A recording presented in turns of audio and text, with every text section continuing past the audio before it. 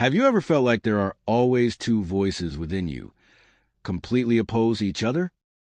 Know that one is your holy self, whose desires always guide you toward peace, and the other is a false self, which you have mentally built over the years. It constantly tries to mislead you. It speaks of separation and multiplicity, sees you as unique, and creates a separate identity distinct from others. This false self is a construct of the mind, and as long as you follow it, you will never see happiness or peace. You can only free yourself from the false self in one way. Always be a witness and observer of it, and let it know that you recognize it. By nurturing your intuition, you can drive away the false self and listen to your holy self.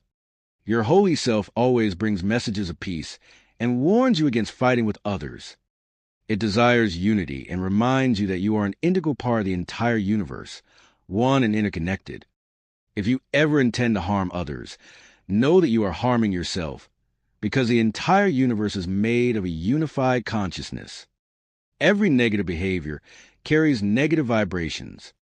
These negative vibrations harm others, and also reflect back to harm the person emitting them.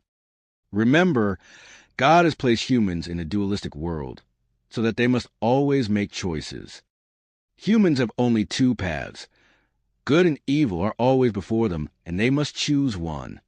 So, let us remember that to ascend to higher levels and walk the path of perfection, we must always be guided by our holy self and strive, through practice, to recognize the false self. When we observe it, its role in our lives will naturally fade, and we will move toward higher human virtues. Being must be felt. It cannot be thought. The false self does not know this because the false self is made of thought. When you cannot feel the being that you are, you may try to fill your life with objects. The sense of pride, grandiosity, and prominence that the false self gains from having more, and the sense of inadequacy it feels from having less, are neither right nor wrong. It is simply the false self. The false self does not make mistakes. It is merely unaware. Observe your false self.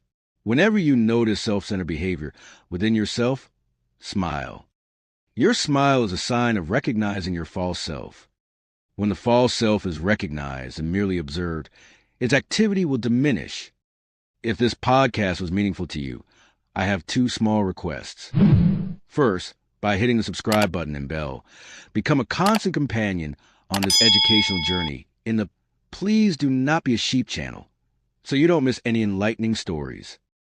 Second, in the comments section, write which part of this story was most inspiring to you. I look forward to reading your valuable experiences and perspectives.